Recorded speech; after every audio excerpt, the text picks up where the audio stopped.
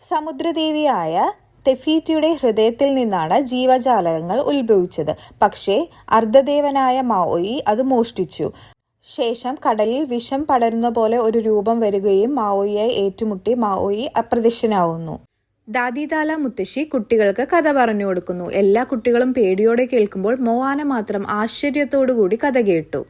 കഥകൾ കേട്ട് ആവേശം നിറഞ്ഞ മോവാന കടൽക്കരയിലേക്ക് പോകുന്നു. തിരമാലകൾ അവളോട് കളിക്കുന്നു. അത്ഭുതകരമായി കടൽ ഒരു ജീവിക്കുള്ളിൽ പോലെ പിളർന്നു അവളെ ആലിംഗനം ചെയ്യുന്നു. സമുദ്രം അവളെ തെരഞ്ഞെടുത്തിരിക്കുന്നു. മോവാന മുന്നിൽ നീലഭാസ്വരമായി ടെഫീറ്റിയുടെ ഹൃദയം തെളിയുന്നു. അവൾ അത് കയ്യിൽ എടുക്കുമ്പോൾ അച്ഛൻ ടൂയി അവളെ തിരികെ വിളിക്കുന്നു. അവൻ അവളെ പിടിച്ചുകൊണ്ടു പോകുമ്പോൾ മോവാനന്റെ കയ്യിൽ നിന്നും ഹൃദയം വീണ് കടലിലേക്ക് ചാടിപ്പോകുന്നു. അതെ, അവളെയാണ് ടെഫീറ്റിയുടെ കാണാതെ പോയ ഹൃദയം കണ്ടുപിടിക്കാൻ സമുദ്രം തിരഞ്ഞെടുത്തിരിക്കുന്നത്. വർഷങ്ങൾ പിന്നിടുന്നു. മോവാന ഇപ്പോൾ ഒരു കൗമാരക്കാരിയാണ്. ദ്വീപിൽ വ്യത്യസ്തമായ ഒരു മാറ്റം വന്നിരിക്കുന്നു. വൃക്ഷങ്ങൾ പഴയതുപോലെ ഫലങ്ങൾ നൽകുന്നില്ല. മത്സ്യബന്ധനം തീർന്നു വരുന്നു. ഇത് എന്തുകൊണ്ടാണ് സംഭവിക്കുന്നത്? നമ്മൾക്ക് ഉൾക്കടലിൽ പോയി മത്സ്യബന്ധനം നടത്തിയാലോ? പക്ഷേ അച്ഛൻ ടൂയി അത് നിരസിക്കുന്നു. ഈ ദ്വീപ് വിട്ട് നീ ഒരിക്കലും എവിടെയും പോകണ്ട. പക്ഷേ മോവാനയിൽ കടലിനോടുള്ള ആകർഷണം കുറയുന്നില്ല. മോവാന ദാദിതാലയെ കാണാൻ പോകുന്നു. അച്ഛൻ കടലിനെ ഭയക്കുന്നു. പക്ഷേ ഞാൻ അതിന്റെ വിളി കേൾക്കുന്നു. ദാദിതാല മുത്തശ്ശി അവളെ ഒരു ഗുഹയിലേക്ക് കൊണ്ടുപോകുന്നു. അവിടെ അകത്തേക്ക് കടന്നപ്പോൾ ചുവരുകളിൽ വരച്ച ചിത്രങ്ങൾ, വലിയ കപ്പലുകൾ, മഹാനാവികന്മാർ. ഇതൊക്കെ എന്ത്? മോവാന നെട്ടുന്നു. നമ്മുടെ പൂർവികർ സമുദ്രസഞ്ചാരികളായിരുന്നു. നീ അവരിൽ ഒരാളാണ്. ദാദിതാല മുത്തശ്ശി മരണശൈലിയിൽ കിടക്കുമ്പോൾ മോവാനയെ അടുത്തേക്ക് വിളിക്കുന്നു. മോവാന, ഇനി നീ പുറപ്പെട്ടേ മതിയാവൂ. മോവാന കണ്ണു നിറഞ്ഞു നോക്കുന്നു. എനിക്ക് ഇത്ര വലിയ ദൗത്യം കൈകാര്യം ചെയ്യാൻ കഴിയുമോ? സമുദ്രം നിന്നെ തന്നെയാണ് തിരഞ്ഞെടുത്തത്. ദാദിതാല തന്റെ കഴുത്തിൽ നിന്നും ഒരു മാലയെടുത്ത് അതിന്റെ പെൻഡന്റ് തുറക്കുന്നു. അതെ, അത് ടെഫീറ്റിയുടെ ഹൃദയമാണ്.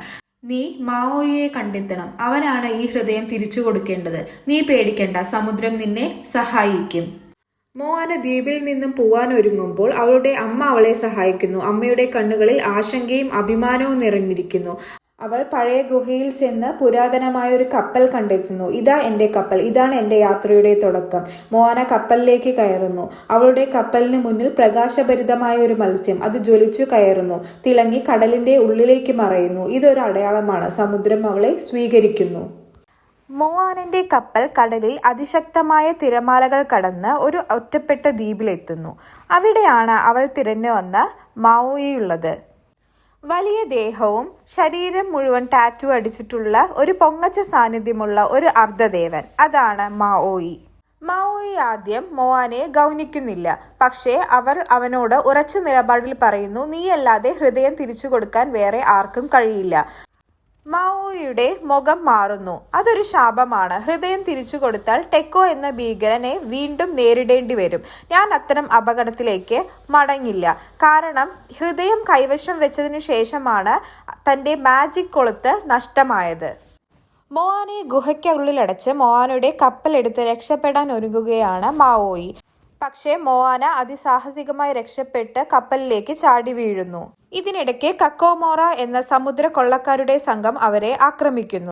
കക്കാമോറയുടെ ആക്രമണത്തിൽ നിന്നും രക്ഷപ്പെട്ടതിനു ശേഷം മോവാനയും മാവോയും തീരുമാനിക്കുന്നു, ആദ്യം മാജിക്കൽ ഹുക്ക് കണ്ടുപിടിക്കുക, അതിനുശേഷം ടെഫീറ്റിയിലേക്ക് പോകാം. അവർ കടലിലൂടെ ഒരു വലിയ പർവ്വതത്തിലേക്ക് എത്തുന്നു. അതിന് മുകളിലേക്ക് കയറുമ്പോൾ പെട്ടെന്ന് ഭൂമി അവരുടെ ചുവടിൽ നിന്ന് ഇല്ലാതാകുന്നു. അവർ ഒരു വലിയ ഇരുണ്ട ഗുഹയിലേക്ക് വീഴുന്നു. ഇത് ലാലോത്തായ്. ഇവിടെയാണ് മാവോയിയുടെ മാജിക്കൽ ഹുക്ക് ഉള്ളത്. ഭീതിജനകമായ പ്രകാശം വിടരുന്ന പുഴുക്കളും കടലിനടിയിലെ ഭീകര ജീവികളും നിറഞ്ഞിരിക്കുന്ന ഒരു വിചിത്ര ഭൂപ്രദേശം. ഇവിടെ ജീവിച്ചിരിക്കുന്നവർ ഭയാനകരവും അത്യന്തം അപകടകരവുമാണ്. അവിടെ രാജാവായ തമറ്റോവ വസിക്കുന്നു. ഒരു ഭീമാകാര സ്വർണ്ണ നിറമുള്ള പ്രകാശം പൊഴിക്കുന്ന വലിയ ക്രാബ്. അവനിൽ നിന്നും മാവോയിയും മോവാനയും കൂടി മാജിക്കൽ ഹുക്ക് തട്ടിയെടുക്കുന്നു. ഇനി അവർക്ക് ടെഫീറ്റിയിലോട്ട് പോവാം. മാഓയിയും മോആനയും കൂടി ടെഫീറ്റിയുടെ ഹൃദയം തിരിച്ചു നൽകാൻ പോകുന്നു. എന്നാൽ അവിടെ ഭീകരമായ ഒരു തീമൃഗം ടക്ക അവരെ തടയുന്നു. മാഓയി തന്റെ മാന്ത്രിക കൊമ്പ് ഉപയോഗിച്ച് ടക്കയെ നേരിടുമ്പോൾ അത് ടക്കയുടെ ഭീകര ശക്തിയിൽ തകർന്നു.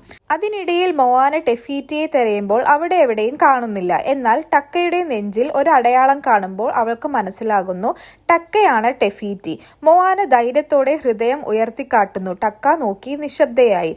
അവൾ നിശ്ചയദാർഢ്യത്തോടെ മുന്നോട്ട് നീങ്ങുന്നു. ഹൃദയം തിരിച്ചിടുന്നു.